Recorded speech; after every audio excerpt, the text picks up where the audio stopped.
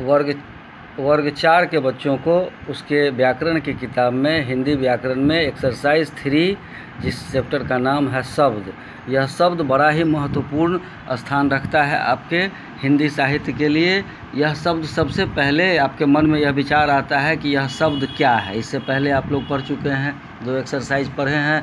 इस 2 एक्सरसाइज में आपने भाषा, लिपि, व्याकरण, उसके बाद वर्ण, ये सब पढ़ लिया है। अब इसके बाद आता है शब्द। तो शब्द क्या है, सबसे पहले मन में सवाल आता है कि यह शब्द क्या है। तो शब्द क्या है, तो वर्णों का सार्थक समूह शब्द कहलाता है। अब देखिए इसमें क्या है, सार्थक समूह।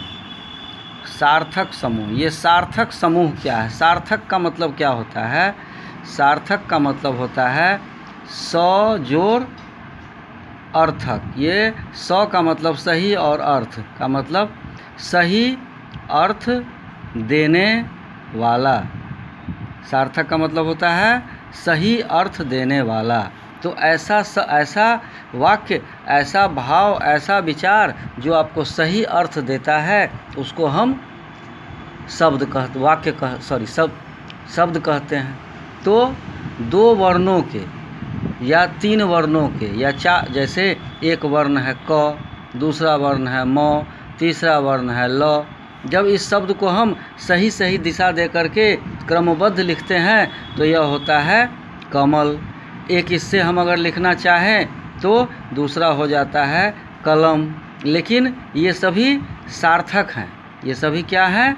सार्थक हैं। इसका अर्थ होता है तो इसको हम शब्द कहेंगे।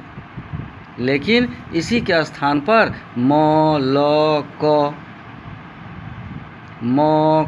ल, तो ये सारा निरर्थक है। इसको हम शब्द की परिश्रेणी में नहीं रखेंगे। इस तरह से शब्द के भेद जब हम देखेंगे तो भेद में आ जाता है, 2 भेद होते हैं। पहला होता है सार्थक और दूसरा होता है निरर्थक। सार्थक का मतलब सही अर्थ देने वाला, सही अर्थ देने वाला, और निरर्थक का मतलब जो अर्थ ही न दे। तो इस तरह से जो शब्द, जो वर्ण का समूह कोई अर्थ नहीं देता है उसको निरर्थक कहते हैं, और वैसा वर्ण समूह जो अर्थ देता है उसको हम सार्थक कहते हैं। तो इस तरह से इस चैप्टर में इतना ही आप लोग के लिए पढ़ना था। अब इसको आप लोग ध्यान से पढ़िए।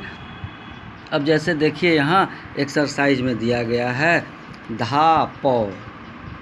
धा पौ तो कोई शब्द नहीं है, लेकिन इसी को अगर हम उल्टा कर दें तो ये हो जाता है पौधा, पौधा। इसी तरह से यहाँ देखिए ज, मी, क, ये कोई शब्द नहीं है, लेकिन इसी को अगर हम क, मी और ज लिख दें तो कमीज हो जाता है। इस तरह से आप अब इस चैप्टर को बना लेंगे, क्योंकि बना दिया गया है पहले से। देख लीजिए यहाँ इस सारे चैप्टर को आप लोग बनाइए और इसके बाद पढ़िए इसको।